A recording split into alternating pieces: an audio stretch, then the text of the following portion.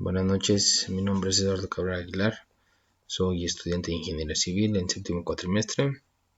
Mi docente es John Jairo Reindel Moreno, quien nos imparte la materia de hidrología en el Instituto Latinoamericano, que es ITLA.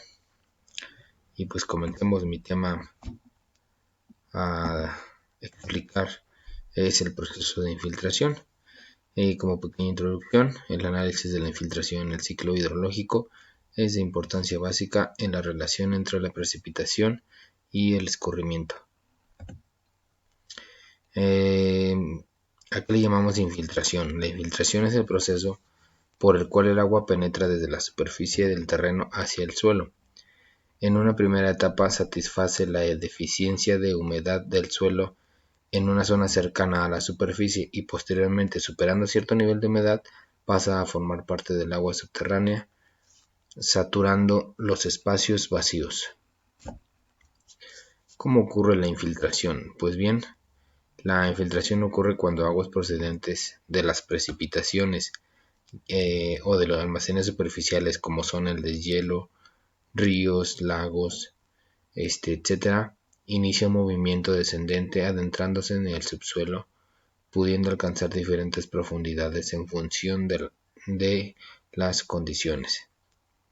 Como se ve en la imagen, pues la infiltración inicia desde la superficie, en este caso pues por una precipitación de lluvia, que es por goteo, y ya que satisface la humedad de la superficie, es cuando empieza a infiltrarse ahora sí que adentro de la superficie, más adentro en el subsuelo.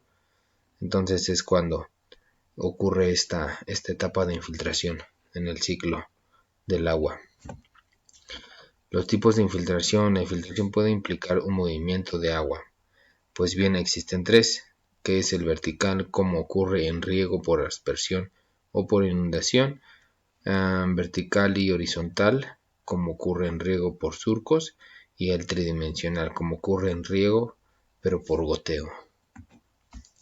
¿Qué importancia tiene la infiltración del agua en el suelo? El suelo tiene la característica de absorber una cierta cantidad del agua que cae sobre su superficie. A esto se le llama infiltración. La infiltración hace que el agua se introduzca dentro del suelo y se mueva hacia la profundidad del mismo. El agua de lluvia se introduce en el suelo y puede llegar hasta las capas más profundas del suelo, originando inclusive ríos subterráneos. Este proceso de agua se controla con el uso de sistemas de riego de mayor presión, como el riego por goteo o por microaspersión. Además, se debe conocer la necesidad de agua del cultivo y la textura del suelo. ¿Con qué velocidad se infiltra el agua en el suelo?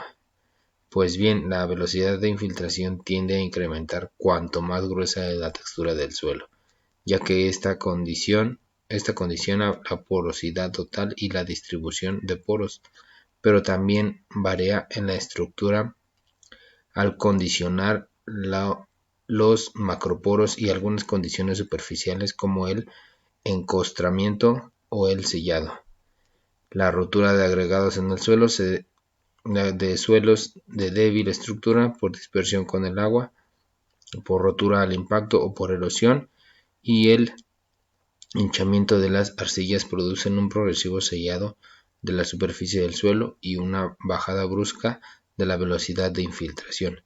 Y como se ve en la imagen, los tipos de suelo, la textura, mejor dicho, de los suelos, y la velocidad de infiltración. La fórmula para determinar esta cantidad pues es milímetros por hora.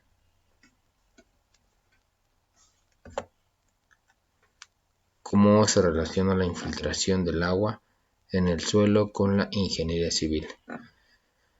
Para mí y mi punto de vista, pues bien, si todos sabemos y conocemos el proceso de permeabilidad del suelo, pues bien, esto va directamente relacionado con su textura y su estructura. El tamaño de los poros del suelo reviste gran importancia con respecto a la tasa de filtración, movimiento del agua hacia dentro del suelo, y a la tasa de percolación, movimiento del agua a través del suelo. El tamaño y el número de poros guardan estrecha relación con la textura y la estructura del suelo, y también influyen en su permeabilidad. El conocer la textura y la estructura permite al ingeniero determinar qué proceso utilizar para una obra y si es un suelo apto para la obra de ingeniería civil.